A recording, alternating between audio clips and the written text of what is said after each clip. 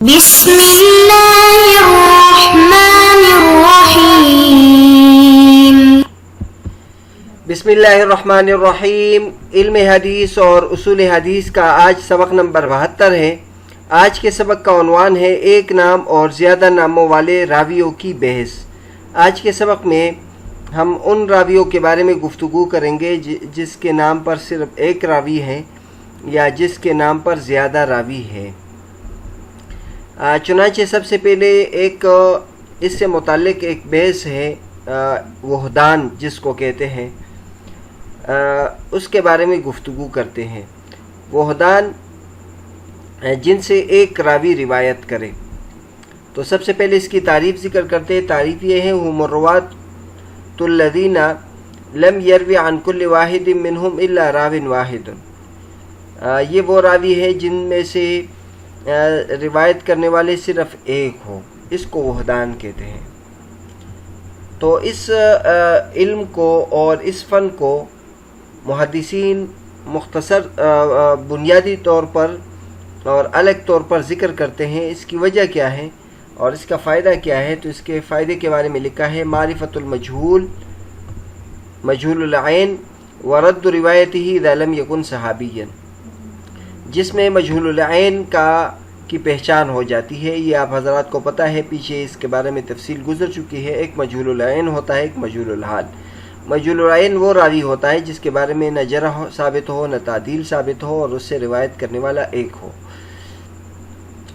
اور اس کے بارے میں ہم نے ذکر کیا تھا کہ اس کی روایت مردود ہوتی ہے، تو لہٰذا وحدان سے یہی فائدہ ہوتا ہے کہ ایسے روایت کے بارے میں ہمیں معلوم ہو جاتا ہے جن سے روایت کرنے والا صرف ایک العین ہو، تو پھر اس کی روایت بھی رد کی جائے گی۔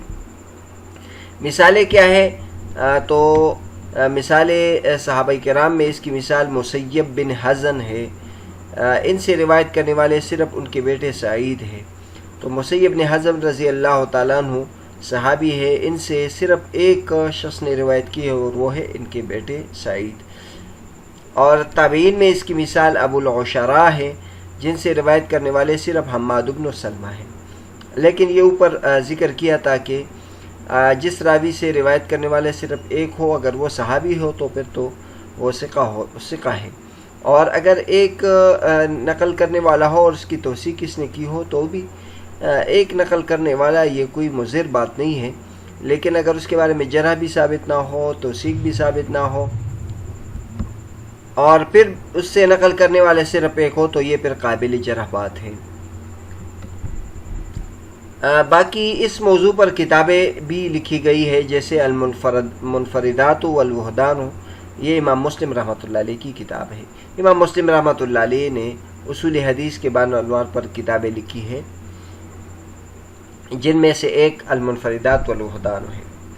تو بہرحال آج کے سبق میں ایک تو ہم نے وحدان کے بارے میں بیان کیا۔ وحدان کے بارے میں ایک آخری بات یہ رہتی ہے کہ کیا صحیحین میں وحدان راویوں کی حدیثیں ہیں کہ نہیں، یعنی ایسے راوی کی حدیث صحیحین میں موجود ہے جس سے نقل کرنے والا صرف ایک ہے۔ تو پیچھے ہم نے بیان کیا کہ کسی راوی سے اگر نقل کرنے والے صرف ایک ہے تو یہ مطلقاً قابل جرح بات نہیں ہے، جب تک کہ اس کی ثقاہت ثابت نہ ہو، اس وقت پھر یہ جرح کی بات ہے۔ اگر اس کی توثیق ثابت ہو تو پھر یہ قابل جرح نہیں ہے۔ لہذا صحیحین میں بھی وحدان راوی موجود ہے، جیسے مسیب بن حزن رضی اللہ تعالیٰ کی حدیث شیخین نے نقل کی ہے وفات ابی طالب میں۔ اور اسی طرح قیس بن ابی حازم نقل کرتے ہیں مرداس الاسلمی سے، یذهب الصالحون الاول فالاول، یہ حدیث نقل کرتے ہیں، بخاری شریف میں ہے، اور مرداس سے صرف قیس نقل کرتے ہیں۔ آج کے سبق میں دوسرے نوع کے بارے میں، دوسرا جو نوع ہے وہ ہے زیادہ ناموں والے راویوں کی بحث۔ تو زیادہ ناموں والے جو راوی ہے اس کے بارے میں بحث کرتے۔ تعریف کیا ہے؟ هو راو وصف باسماء والقاب او کنا مختلفہ من شخص واحد او من جماعت، وہ راوی جس کو کئی نام جس کے رکھے گئے ہو، یا کئی القاب والے ہو، یا کئی کنیتوں والے ہیں، اور ایک شخص کا ہو یا کئی جماعت کے ہو۔ مثالیں اس کی دی ہے، جیسے محمد بن صاحب الکلبی ہے، بعض حضرات نے اس کا نام ابو النضر رکھا ہے، بعض نے اس کا نام حماد بن صائب، بعض نے اس کا نام ابو سعید۔ شخص ایک ہے اور نام زیادہ ہے۔ اس فن کا فائدہ کیا ہے؟ تو اس کا فائدہ یہ ہے کہ ایک شخص کے چونکہ نام کئی ہوتے ہیں تو لہٰذا التباس نہیں ہوگا کہ یہ کئی آدمی ہیں، در حقیقت وہ ایک بندہ ہوتا ہے، اور جس کو پتہ نہ ہو وہ سمجھے گا کہ کئی لوگ ہیں۔ اور دوسرا جو یہ ہے کہ شیوخ کی تدلیس کبھی پتہ چلے گا، کیونکہ مثلا ایک شخص ہے، اس کا ایک مشہور نام ہے لیکن اس کا دوسرا نام بھی ہے۔ اب اگر کوئی اس کو چھپانا چاہے اور غیر مشہور نام کے ساتھ اس کو ذکر کرنا چاہے تو جس شخص کو پتہ نہیں ہوگا وہ غلط ہو جائے گا، لیکن جس کو پتہ ہے وہ غلط نہیں ہوگا، وہ اس کو پتہ ہوتا ہے کہ یہی ایک شخص ہے۔ تو بہرحال اس فن کا فائدہ یہ ہے۔ اس فن میں جو مشہور کتابیں لکھی گئی ہے، ایک تو حافظ عبد الغنی بن سعید کی کتاب ہے ایضاح الاشکال، اور ایک خطیب بغدادی رحمۃ اللہ کی کتاب ہے موضح اوہام الجمع والتفریق۔ اس کے بعد ایک اور فن کے بارے میں جس کے بارے میں ہم ذکر کرتے ہیں وہ یہ ہے کہ منفرد نام، منفرد کنیت اور منفرد القاب والے۔ بعض ایسے نام ہوتے ہیں جس نام پر کئی آدمی ہوتے ہیں، اس طرح بعض ایسے القاب ہوتے ہیں جس القاب پر بھی کئی راوی ہوتے ہیں، اور بعض ایسے کنیتیں ہیں جس کنیت پر بھی کئی راوی ہوتے ہیں۔ لیکن کبھی کبھی ایسا ہوتا ہے کہ وہ ایسا نام ہوتا ہے کہ جس نام پر کوئی شخص نہیں ہوتا، جس کنیت پر کوئی شخص نہیں ہوتا، جس لقب پر کوئی شخص نہیں ہوتا، تو لہٰذا اس کی پہچان اور اس کی اہمیت بھی ذکر کرتے ہیں۔ سب سے پہلے تعریف یہ ہے کہ اس سے مراد وہ عجیب و غریب نام ہیں یا وہ عجیب و غریب کنیتیں اور لقاب ہیں جو صحابہ میں سے یا روات میں سے یا کسی عالم میں کی کنیت یا نام یا لقب ہو اور اس میں اس کے ساتھ کوئی اور شریک نہ ہو۔ تو اس کے پہچاننے کا فائدہ کیا ہے؟ اس کے پہچاننے کا فائدہ یہ ہوتا ہے کہ چونکہ وہ نام غریب ہوتا ہے اور منفرد ہوتا ہے، لہٰذا کوئی اس میں تصحیف اور تحریف میں نہ پڑے، یعنی اس کا درست لفظ بھی بیان کیا جاتا ہے، اور یہ بھی کہ اس کے علاوہ کوئی اور نہیں ہے، وہ ایک ہی شخص ہے۔ مثالیں اس کی کیا ہے؟ تو صحابہ میں اس کی مثال دی ہے اجمد بن عجیان، اجمد بن عجیان۔ تو آپ نے احمد کے نام سے تو کئی راوی دیکھے ہوں گے لیکن اجمد کے نام سے نہیں ہے، اور اسی طرح سندر کے نام سے کوئی شخص صحابی ہے، اور اجمد بن عجیان بھی صحابی ہے۔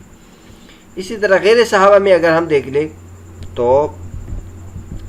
غیر صحابہ میں اوسط بن عمر اور زریب بن نقیر، تو یہ عجیب و غریب نام ہے، اس نام پر اور راوی موجود نہیں ہے۔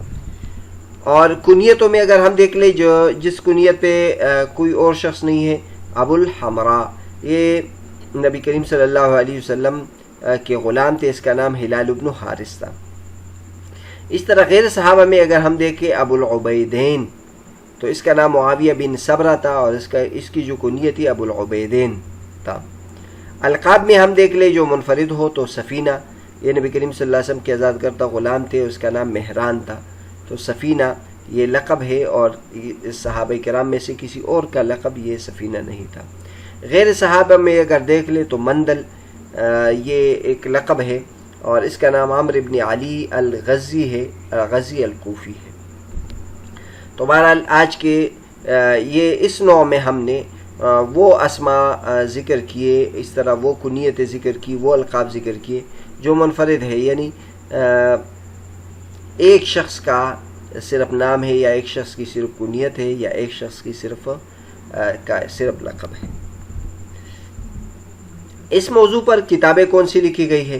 تو اس موضوع پر جو مشہور کتابیں ہیں وہ الاسماء المفردہ، یہ حافظ احمد البردیجی کی ہے، اور اسی طرح تقریب التہذیب کی جو حافظ ابن حجر رحمۃ اللہ کی کتاب ہے، اس کے اواخر میں بھی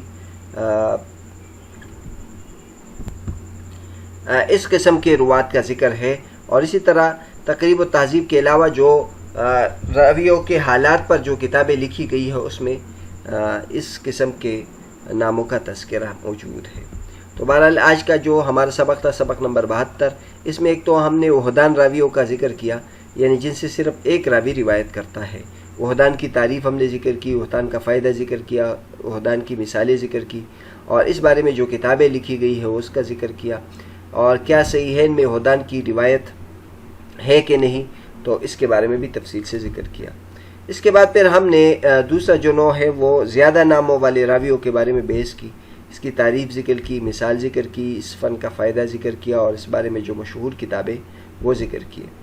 پھر ہم نے منفرد نام اور منفرد کنیت اور منفرد القاب والوں راویوں کے بارے میں تذکرہ کیا، اس کی تعریف ذکر کی، اس فن کی پہچان کا فائدہ ذکر کیا، اور مثالیں ذکر کی، مشہور کتابیں ذکر کی۔ اگلے سبق میں ہم راویوں کی کنیت سے متعلق بحث ذکر کریں گے انشاءاللہ۔